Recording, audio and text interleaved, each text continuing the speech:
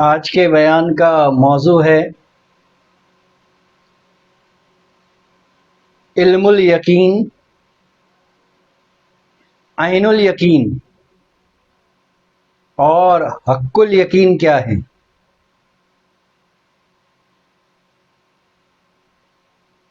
تو آج کے بیان میں ہم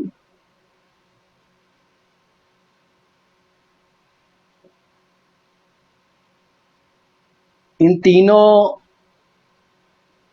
درجے کے یقین کو سمجھنے کی کوشش کریں گے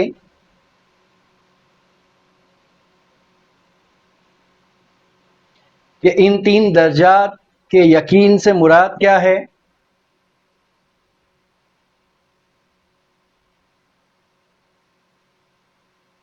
اس کے تعلق ظاہر اور باطن میں کیا ہے،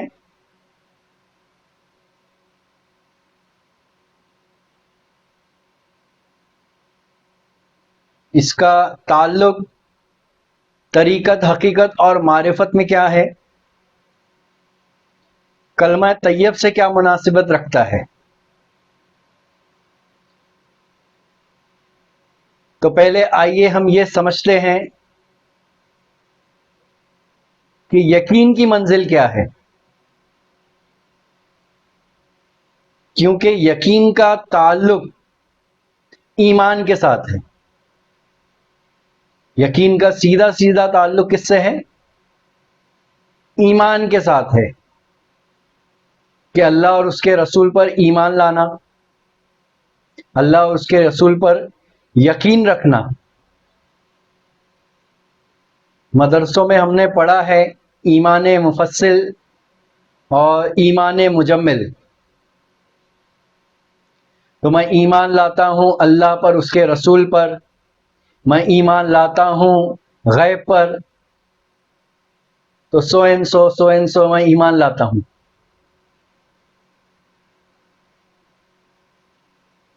تو کہیں نہ کہیں یہ ایمان کا تعلق یقین سے ہے اور یقین کا تعلق ایمان سے ہے، اور پھر بات جو ہے گھوم پھر کر پھر وہیں آ جاتی ہے کہ یقین کا تعلق کس پر ہے۔ تو یقین کا تعلق نیت پر ہے، یقین کا تعلق دل پر ہے۔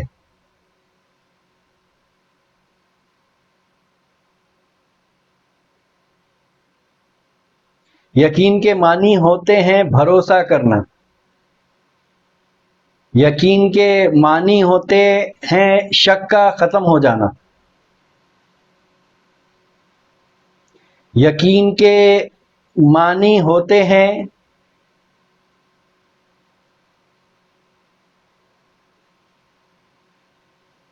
عقل کی مداخلت نہ کرنا، عقل کا دخل نہ ہونا۔ یقین کا تعلق دل سے ہے، جہاں پر محبت ہے، جہاں پر انس ہے۔ یقین کا تعلق اس دماغ سے نہیں ہے جو ناقص ہے، اس سمجھ سے نہیں ہے جو ناقص ہے۔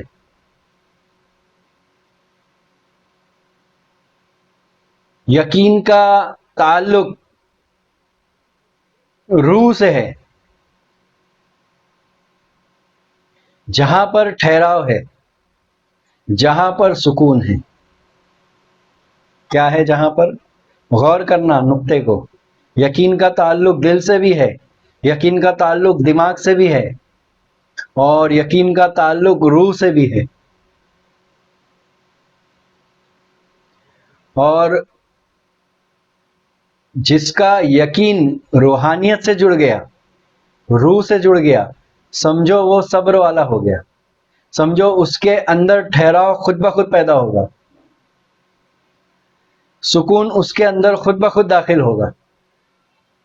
لیکن آپ کو اپنا محاسبہ، معائنہ، مشاہدہ، مجاہدہ خود کرنا ہوگا کہ آپ یقین کی کس منزل پر ہیں۔ تو جب ایک طالب علم طریقت کی راہ میں ایک سالک جب اپنا سفر ایک تعلیم و تربیت پیر کامل سے شروع کرتا ہے تو پیر کامل یعنی جو اہل طریقت ہیں وہ اس کو یقین کے 3 درجات، یقین کی 3 منزلات سے آگاہ کرتا ہے. تو جس میں پہلا یقین ہوتا ہے علم الیقین. کیا ہوتا ہے؟ علم الیقین ہوتا ہے. پہلا درجہ کہہ لو، پہلا مرتبہ کہہ لو یقین کا. تو اب آئیے علم الیقین کیا ہے، اس پر ہم روشنی ڈالتے ہیں. تو جیسے میں نے کہا یقین کے معنی کیا ہے، تو اس طرح سے علم الیقین کی جب آپ بات کرتے ہیں تو علم کتنی طرح کے ہوتے ہیں. تو اگر میں موٹی موٹی بات کروں تو ایک عام علم ہوتا ہے. تو عام علوم کے اندر تمام وہ علم آ گیا جو انسان کی ظاہری زندگی کو بسر کرنے کے لیے اشد ضروری ہے، چاہے وہ سماجی ہو، چاہے وہ مدرسے کا علم ہو، چاہے وہ دنیاوی علم ہو، چاہے وہ دینوی علم ہو. اس کی زندگی بسر کرنے کے لیے اس کو وہ علم حاصل کرنے کی اشد ضرورت ہے تاکہ اس کا جو برین ہے، اس کی جو سمجھ ہے وہ ڈیولپ ہو سکے، تاکہ انسان جو ہے انسان بن کر جو ہے زندگی بسر کر سکے. انسان ہوتے ہوئے وہ نباتاتی، وہ حیوانی یعنی حیوان کے طریقے سے نہ زندگی بسر کرے. تو یہ تو ہو گیا کہ عام علم.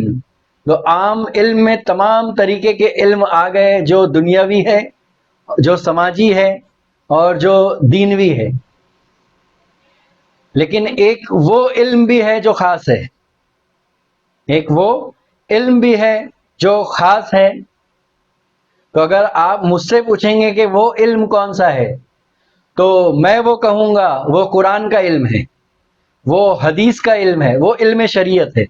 لیکن عقل ناقص سے وہ علم کو نہیں سمجھا جا سکتا، کیونکہ میں نے تو یہی سمجھا کہ قرآن کا علم ہی اصل میں طریقت کا علم ہے اور معرفت کا علم ہے. حدیث کا علم ہی طریقت کا علم ہے، اس کی معرفت، اس کی پہچان کا علم ہے. بس جس کا جیسا نظریہ، جس کی جیسی سوچ، جس کی جیسی سمجھ، جس کا جیسا مقام، اس نے ویسا دیکھا.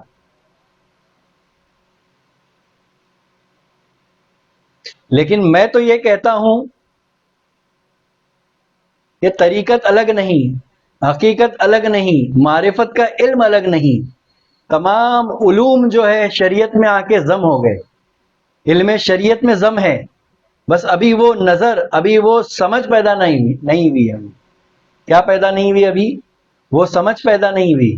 تو کہیں نہ کہیں ہماری جو عقل ہے، جس کا تعلق، ہمارا جو دماغ ہے، ہماری جو ناقص العقل ہے، اس کا تعلق علم الیقین سے ہے. کہیں نہ کہیں پہلے درجے کا جو یقین ہے اس سے ہے. ہاں، اس سے میں انکار نہیں کرتا کہ کسی بھی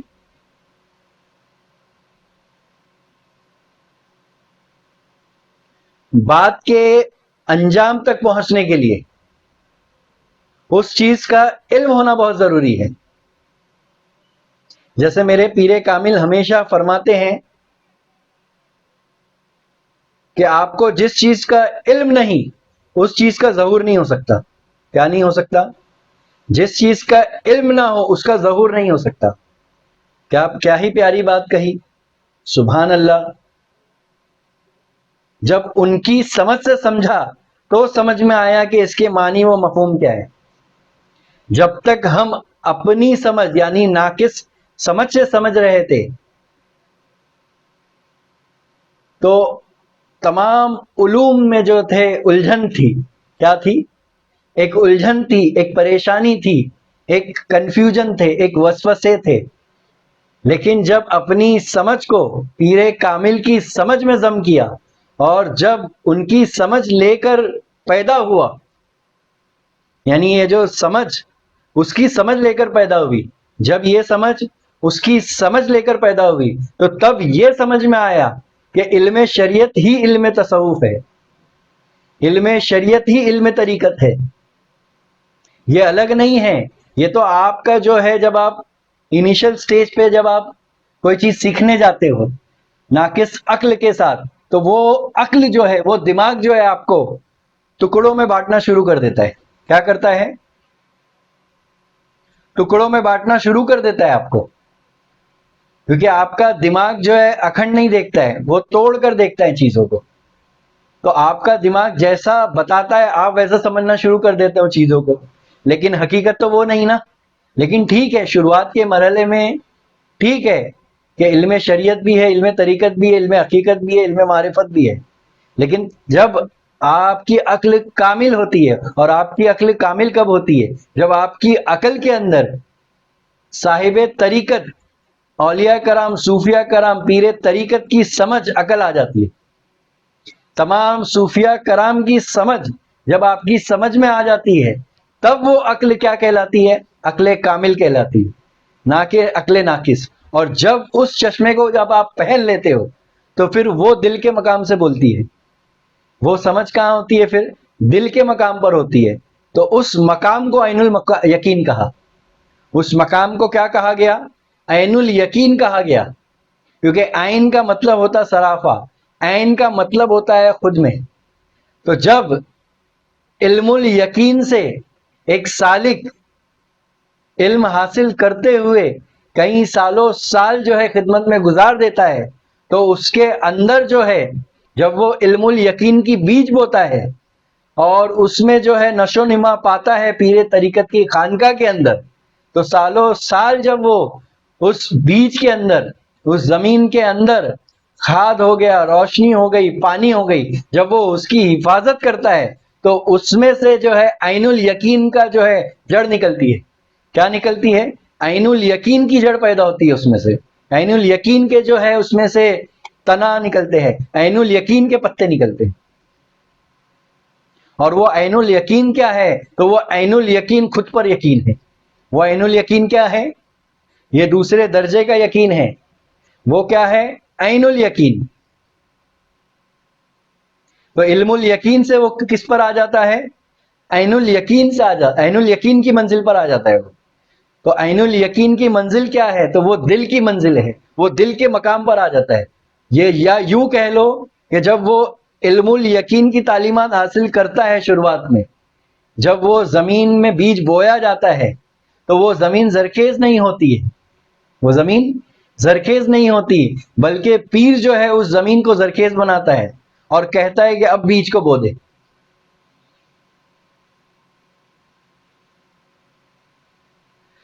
تو علم الیقین کے بیج کو بویا پیر نے اس بنجر زمین پر، اور اس بنجر زمین کو جو ہے ذکر و فکر کا، خدمت کا جو ہے پانی دیا، ذکر و فکر کی، اور جو ہے اپنی جو ہے توجہ خاص کی جو ہے کھاد ڈالا جب پیر نے، تو وہ بنجر زمین جو ہے ایک زرخیز زمین بن گئی، اور اس میں کہا کہ اس بیج کو بو دے۔ تو وہ ناقص عقل کو کیا کیا؟ پہلے پیر نے برباد کیا۔ جو ایمان، جو یقین آپ لے کر چل رہے تھے، اس ایمان کو کیا کیا؟ اس نے نیست و نابود کیا۔ کیا کیا پیر نے؟ اس ایمان کو کیا کیا؟ نیست و نابود کر دیا پیر نے۔ اور کیا کیا اس میں؟ عین الیقین کی بیج بویا اس نے۔ اور جب سالک عین الیقین کی بیج، یعنی جب سالک کا خود پر ایمان آنے لگتا ہے، کس پر ایمان آنے لگتا ہے؟ خود پر ایمان آنے لگتا ہے، جب اس کے اندر محبت پیدا ہونے لگتی ہے، جب اس کے اندر صفت ملکوتیات کا آنا، ظہور ہونا شروع ہو جاتا ہے، اور صفت حیوانیت کا جو غلبہ ہے وہ زیر ہونے لگتا ہے، تو سمجھ جانا کہ اس وقت جو ہے سالک عین الیقین کی منزل پر ہے۔ تو 3 درجات ہے۔ اگر میں علم الیقین، عین الیقین اور حق الیقین کی بات کروں تو ایک ہے نفس، جس کا تعلق سیدھا سیدھا دماغ سے، ایک ہے قلب جس کا تعلق دل سے ہے اور اس کے اندر محبت ہے، اس کے اندر ملکوتی صفات ہے. کیا ہے؟ صفت ملکوتی ہے اس کے اندر. اور جہاں دماغ ہے وہاں نفس ہے، جہاں نفس ہے وہاں دماغ ہے، وہاں ادھوری سمجھ ہے، وہاں عقل ناقص ہے، وہاں دھوکہ ہے، وہاں وہم ہے، وہاں عقل ہے، وہاں عیاری ہے. اور وہ عیاری، وہ دھوکہ وہ اپنے آپ سے دیتا ہے. وہ سمجھتا ہے کہ میں بہت ہوشیار ہو چکا ہوں، میں بہت سمجھدار ہو چکا ہوں. تو یہ وہ جو سمجھ رہا ہے وہ اس کی عقل سمجھ رہی ہے، شاید اس کو پتا نہیں ہے یہ سمجھنے والا کون ہے کہ میں عقل مند ہو گیا، میں ہوشیار ہو گیا، میں دانا ہو گیا، میں سمجھدار ہو گیا. تو یہ جو سمجھ رہا ہے یہ اس کی ناقص عقل اس کو دھوکہ دے رہی ہے.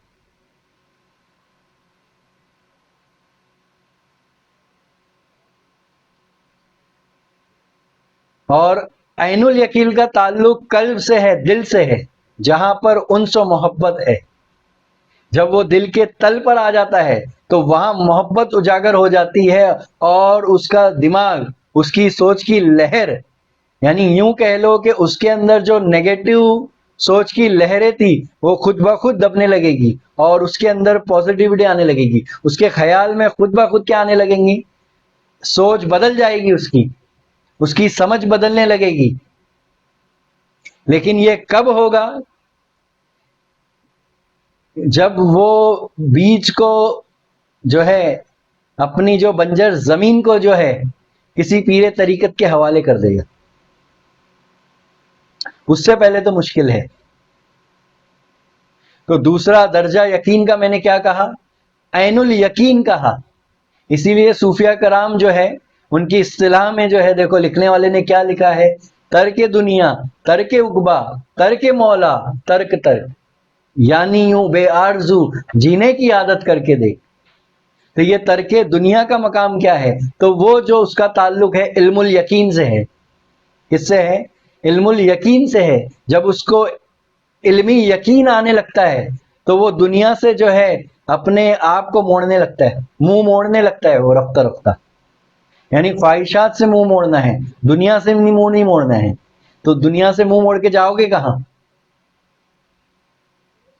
اور ترک دنیا سے مراد کیا ہے تو اس کے اوپر بیان دیا جا چکا ہے یوٹیوب پر. اس کو سمجھ لیجیے اچھے طریقے سے پہلے، ورنہ آپ کچھ کا کچھ سمجھ لیں گے کہ دنیا ترک کر دینا ہے. ترک کرنا کہاں سے وہ سمجھ لینا ہے ان کو. پھر جو علم الیقین کا مقام ہے یہ عالموں کا مقام ہے. کس کا مقام ہے؟ یہ عالموں کا مقام ہے. وہ احکام اور امر میں استقامت رکھتے ہیں. کس میں رکھتے ہیں؟ اس مقام پر احکام اور امر کے اندر استقامت رکھتے ہیں. پھر جو عین الیقین کا مقام ہے وہ عارفوں کا مقام ہے. وہ ہمیشہ جو ہے موت کے لیے تیار رہتے ہیں. کیا کرتے ہیں؟ موت کے لیے تیار رہتے ہیں. اسی لیے تو صوفیہ کرام میں مشہور ہے نا: موت و انتا قبل موت، مر جا اس سے پہلے کہ موت آ جائے. تو وہ کیا کرتے ہیں؟ تو کسی پیر کامل سے موت و انتا قبل موت کی جو ہے تعلیم لے کر اپنے آپ کو جو ہے تیار کرتے ہیں کہ جیتے جی جو ہے باطن میں موت کیسے آ جانا، یا اس موت کی حقیقت کو جان لینا. تو اس کی موت کی حقیقت کو جاننا ہے تو آپ کو جو ہے حق الیقین کی مقام پہ اترنا ہوگا. جب تک آپ حق الیقین کے منزل کو نہیں سمجھو گے، اس مقام پر آپ خود جب تک نہیں فائز ہوں گے، اس کو نہیں سمجھو گے، آپ موت کو نہیں سمجھ سکتے. تو صوفیہ کرام جو ہے عین الیقین کی تعلیم دیتے ہیں، اور یہ عارفوں کا مقام ہے جہاں پر انس و محبت پیدا ہوتی ہے. یہ دل کا تل ہے جہاں پر انس و محبت پیدا ہوتی ہے، جہاں پر جو ہے پیر مجاہدہ کراتا ہے، جہاں پر پیر مراقبہ کراتا ہے، اپنے مراقبہ کراتا ہے. مراقبے کے مرحلے سے گزرنے کے بعد اس سالک کے اندر جو ہے ایک سیلف جو ہے، ایک شعور بیدار ہوتا ہے اس کے اندر، ایک خود اعتمادی جو ہے اس کے اندر پیدا ہوتی ہے. جیسے ہی وہ مراقبے کی منزل سے گزرنے لگتا ہے تو مراقبے کے اثرات اس پر یہ پڑتے ہیں کہ اس کا جو نفس ہے اس کا جو نفس ہے وہ خود بخود پاک ہونے لگتا ہے، وہ قلب کے مقام پر اترنے لگتا ہے، اس کے اندر جو ہے باطن کے اندر بدلاؤ ہونا شروع ہو جاتا ہے، اور وہ عین الیقین کی منزل پر خود بخود جو ہے آنے لگتا ہے۔ اور اگر تھوڑا سا وہ معائنہ کرے اپنے اوپر، تھوڑا سا جو غور و فکر کر کے دیکھے، تو اس کو خود پتا چلے گا کہ وہ ابھی علم الیقین کی منزل پر ہی ہے یا عین الیقین کی منزل پر بھی ہے۔ کیونکہ اگر صرف وہ علم الیقین کی منزل پر ٹھہر گیا تو اس کو مشاہدہ نہیں ہو سکتا، وہ روح کے تل تک نہیں اتر سکتا جہاں پر اس کو اصل سکون ملے گا۔ لیکن جیسے جیسے وہ پیر کامل کی صحبت اختیار کرتا ہے، خدمت میں رہتا ہے، تو پیر کامل کی توجہ خاص سے اس کے اندر کے جو تل ہے وہ بدلنے لگتے ہیں، اس کے اندر خود بخود جو ہے بدلاؤ آنا شروع ہو جاتا ہے، اور وہ بدلاؤ اس کو جو ہے روح کے تل تک اتار دیتا ہے، اور روح کا تل ہی اصل میں حق الیقین کا تل ہے، وہ یقین حق الیقین ہے۔ اس کے بعد ہی جو ہے اس کو رب کی معرفت حاصل ہوتی ہے، عطا ہوتی ہے، اور اس کو اپنے رب پر یقین ہوتا ہے۔ اور وہ مقام کون سا ہے؟ تو وہ فنا کا مقام ہے۔ وہ کون سا مقام ہے؟ تو ترک دنیا، ترک مولا، ترک عقبہ، ترک مولا، ترک تو وہ ترک سے بھی ترک کا مقام ہے کہ اس ترک کو بھی ترک کر دیتا ہے۔ وہ ترک عقبہ کے بعد ترک مولا، یعنی مولا کو پانے کی خواہشات کو بھی ترک کر دیتا ہے، اور پھر جو ترک ہے اس کو بھی ترک کرتا ہے۔ جب وہ ترک کرتا ہے تو وہ روح کے مقام پر اترتا ہے، جہاں پر اس کی نفس جو ہے نفس مطمئنہ کے مقام پر حاصل ہوتی ہے، جہاں پر اس کو جو ہے خواب کے اندر بشارت کے ذریعے جو ہے اس کو یہ احساس ہوتا ہے کہ وہ جنت کے نظارے کر کر آتا ہے۔ اس کو اللہ تعالیٰ ان درجات سے نوازتا ہے، ان مرتبے سے نوازتا ہے۔ تو وہ کون سا مقام ہے؟ تو وہ فنا کا مقام ہے، وہ اونچا مقام ہے، فنا کا مقام ہے۔ تو وہ کون سا درجہ ہے؟ تو وہ حق الیقین کا درجہ ہے۔ تو حق الیقین سے پہلے جو ہے عین الیقین ہونا لازمی ہے، اور عین الیقین سے پہلے جو ہے علم الیقین کا ہونا لازمی ہے۔ تو میں نے کہا نا، ایک عام علم ہے تو وہ علم شریعت کہہ لو، لیکن ایک خاص علم بھی ہے، وہ علم طریقت ہے، اور ایک خاص الخاص علم ہے۔ تو وہ جب تک آپ اس یقین کو نہیں پالوتے تب تک وہ خاص الخاص علم آپ کو عطا نہیں ہو سکتا، کیونکہ وہ عطائیہ علم ہے۔ کون سا علم ہے وہ عطائیہ علم ہے، جس کے تعلق سے اللہ تعالیٰ خود قرآن میں فرماتا ہے علم لدنی۔ کیا فرماتا ہے؟ علم لدنی۔ اور وہ اپنے مخلص بندوں کو، خاص بندوں کو جو ہے نوازتا ہے، عطا کردہ علم ہے۔ وہ کسی کتاب سے، کسی مدرسے سے حاصل نہیں کیا جا سکتا۔ آپ کتنی بھی کتب پڑھ لے، آپ کتنی بھی پی ایچ ڈی کر لے، لیکن آپ کے اندر وہ علم داخل ہو ہی نہیں سکتا۔ وہ اگر داخل ہو سکتا ہے تو پیر مرشد کی خدمت سے حاصل ہو سکتا ہے، پیر و مرشد کے در سے حاصل ہو سکتا ہے، کسی اولیاء کرام کے در سے حاصل ہو سکتا ہے۔ لیکن اس کے لیے شرط کس کا ہے؟ تو اس کے لیے شرط ہے محبت کی۔ اس کے لیے شرط کس کی ہے؟ تو اس کے لیے شرط ہے خالص ہونے کی، پیور ہونے کی، پاک ہونے کی۔ آپ پاک کب ہوگے؟ جب اپنے نفس کو پاک کرو گے۔ آپ پاک کب ہوگے؟ جب آپ نفس سے دل کے تل پہ آؤ گے۔ آپ کے اندر محبت کب اجاگر ہوگی؟ جب آپ نفس سے دل کے تل پہ اترو گے۔ آپ کے اندر بدلاؤ آنا کب شروع ہوگا؟ جب آپ علم الیقین حاصل کر کے عین الیقین کی منزل کو حاصل کرو گے۔ عین الیقین ہی حق الیقین میں بدلے گا۔ آپ کا عین الیقین ہی، خود پر یقین ہی رب کا یقین بن جائے گا۔ یہ یاد رکھنا، خود کا یقین ہی کیا بنے گا؟ ایک دن رب کا یقین بنے گا۔ کیونکہ بزرگوں نے تو کہا نا، من عرف نفسہ فقد عرف ربہ، جس نے اپنے آپ کو جان لیا، پہچان لیا، اس نے آپ کو رب کو جان لیا، پہچان لیا۔ تو یہی وہ نقطہ ہے کہ عین الیقین اور حق الیقین۔ تو عین الیقین کی منزل سے گزرو گے تو حق الیقین کو پہنچو گے، دل کے مقام پر آؤ گے تو ہی روح کے تل تک پہنچ پاؤ گے۔ تو اصل میں پہنچنا کدھر ہے؟ تو روح کے تل پہ پہنچنا ہے۔ میں آخری نقطہ، آخری بات کہہ کر اپنے بیان کو ختم کرتا ہوں۔ ہر پیدا ہونے والا بچہ اس کائنات کے اندر، چاہے وہ بچہ ہو، چاہے وہ جوان ہو، چاہے وہ عورت ہو، چاہے آدمی ہو، چاہے وہ بوڑھا ہو، چاہے وہ جوان ہو، وہ تلاش رہا ایک ہی چیز ہے، ایک ہی چیز ہے، ایک ہی چیز ہے، وہ ہے سکون، سکون، سکون۔ اور اللہ تعالیٰ نے فرما دیا ہے کہ وہ سکون میرے ذکر میں ہے۔ تو کسی پیر کامل سے بیعت لے کر وہ ذکر حاصل کرو جہاں پر آپ کا نفس تزکیہ پا سکے اور آپ کا قلب سکون پا سکے اور آپ کی روح میں وہ ذکر جاری و ساری ہو سکے۔ میری دعا ہے کہ ہم تمام کو جو ہے مولا سمجھ کی سمجھ عطا فرمائے اور پیر کامل کا جو ہے عشق جو ہے قائم و دائم رکھے۔ مراقبہ کراتا ہے۔ مراقبے کے مرحلے سے گزرنے کے بعد اس سالک کے اندر جو ہے ایک سیلف جو ہے، ایک شعور بیدار ہوتا ہے اس کے اندر، ایک خود اعتمادی جو ہے اس کے اندر پیدا ہوتی ہے۔ جیسے ہی وہ مراقبے کی منزل سے گزرنے لگتا ہے تو مراقبے کے اثرات اس پر یہ پڑتے ہیں کہ اس کا جو نفس ہے وہ خود بخود پاک ہونے لگتا ہے، وہ قلب کے مقام پر اترنے لگتا ہے، اس کے اندر جو ہے باطن کے اندر بدلاؤ ہونا شروع ہو جاتا ہے اور وہ عین الیقین کی منزل پر خود بخود جو ہے آنے لگتا ہے۔ اور اگر تھوڑا سا وہ معائنہ کرے اپنے اوپر، تھوڑا سا جو غور و فکر کر کے دیکھے تو اس کو خود پتہ چلے گا کہ وہ ابھی علم الیقین کی منزل پر ہی ہے یا عین الیقین کی منزل پر بھی ہے۔ کیونکہ اگر صرف وہ علم الیقین کی منزل پر ٹھہر گیا تو اس کو مشاہدہ نہیں ہو سکتا، وہ روح کے تل تک نہیں اتر سکتا جہاں پر اس کو اصل سکون ملے گا۔ لیکن جیسے جیسے وہ پیر کامل کی صحبت اختیار کرتا ہے، خدمت میں رہتا ہے، تو پیر کامل کی توجہ خاص سے اس کے اندر کے جو تل ہے وہ بدلنے لگتے ہیں، اس کے اندر خود بخود جو ہے بدلاؤ آنا شروع ہو جاتا ہے اور وہ بدلاؤ اس کو جو ہے روح کے تل تک اتار دیتا ہے، اور روح کا تل ہی اصل میں حق الیقین کا تل ہے۔ وہ یقین حق الیقین ہے، اس کے بعد ہی جو ہے اس کو رب کی معرفت حاصل ہوتی ہے، عطا ہوتی ہے، اور اس کو اپنے رب پر یقین ہوتا ہے۔ اور وہ مقام کون سا ہے؟ تو وہ فنا کا مقام ہے۔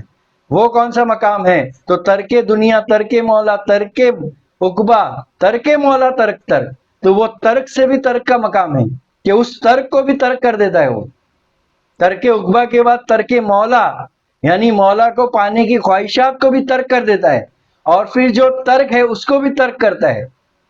جب وہ ترک کرتا ہے تو وہ روح کے مقام پر اترتا ہے، جہاں پر اس کی نفس جو ہے نفس مطمئنہ کے مقام پر حاصل ہوتی ہے، جہاں پر اس کو جو ہے خواب کے اندر بشارت کے ذریعے جو ہے اس کو یہ احساس ہوتا ہے کہ وہ جنت کے نظارے کر کر آتا ہے۔ اس کو اللہ تعالیٰ ان درجات سے نوازتا ہے، ان مرتبے سے نوازتا ہے۔ تو وہ کون سا مقام ہے؟ تو وہ فنا کا مقام ہے، وہ اونچا مقام ہے، فنا کا مقام ہے۔ تو وہ کون سا درجہ ہے؟ تو وہ حق الیقین کا درجہ ہے۔ تو حق الیقین سے پہلے جو ہے عین الیقین ہونا لازمی ہے، اور عین الیقین سے پہلے جو ہے علم الیقین کا ہونا لازمی ہے۔ تو میں نے کہا نا، ایک عام علم ہے تو وہ علم شریعت کہہ لو، لیکن ایک خاص علم بھی ہے، وہ علم طریقت ہے، اور ایک خاص الخاص علم ہے۔ تو وہ جب تک آپ اس یقین کو نہیں پال ہوتے تب تک وہ خاص الخاص علم آپ کو عطا نہیں ہو سکتا، کیونکہ وہ عطائیہ علم ہے۔ کون سا علم ہے وہ عطائیہ علم ہے جس کے تعلق سے اللہ تعالیٰ خود قرآن میں فرماتا ہے علم لدنی۔ کیا فرماتا ہے؟ علم لدنی۔ اور وہ اپنے مخلص بندوں کو، خاص بندوں کو جو ہے نوازتا ہے، عطا کردہ علم ہے۔ وہ کسی کتاب سے، کسی مدرسے سے حاصل نہیں کیا جا سکتا۔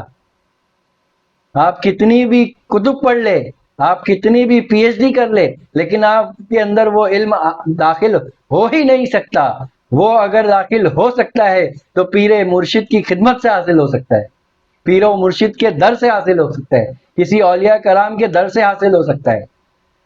لیکن اس کے لیے شرط کس کا ہے؟ تو اس کے لیے شرط ہے محبت کی۔ اس کے لیے شرط کس کی ہے؟ تو اس کے لیے شرط ہے خالص ہونے کی، پیور ہونے کی، پاک ہونے کی۔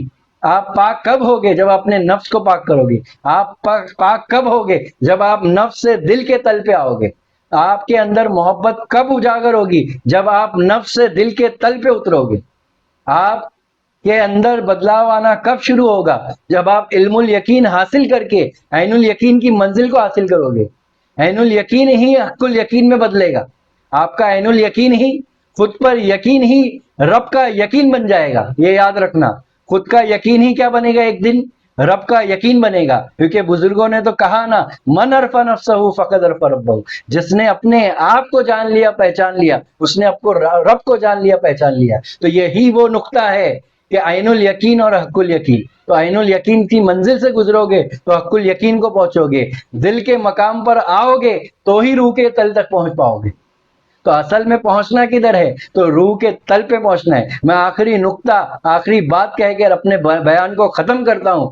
ہر پیدا ہونے والا بچہ اس کائنات کے اندر، چاہے وہ بچہ ہو، چاہے وہ جوان ہو، چاہے وہ عورت ہو، چاہے آدمی ہو، چاہے وہ بوڑھا ہو، چاہے وہ جوان ہو، وہ تلاش رہا ایک ہی چیز ہے، ایک ہی چیز ہے، ایک ہی چیز ہے، وہ ہے سکون، سکون، سکون. اور اللہ تعالیٰ نے فرما دیا ہے کہ وہ سکون میرے ذکر میں ہے. تو کسی پیر کامل سے بیعت لے کر وہ ذکر حاصل کرو جہاں پر آپ کا نفس تزکیہ پا سکے اور آپ کا قلب سکون پا سکے اور آپ کی روح میں وہ ذکر جاری و ساری ہو سکے. میری دعا ہے کہ ہم تمام کو جو ہے مولا سمجھ کی سمجھ عطا فرمائے اور پیر کامل کا جو ہے عشق جو ہے قائم و دائم رکھے.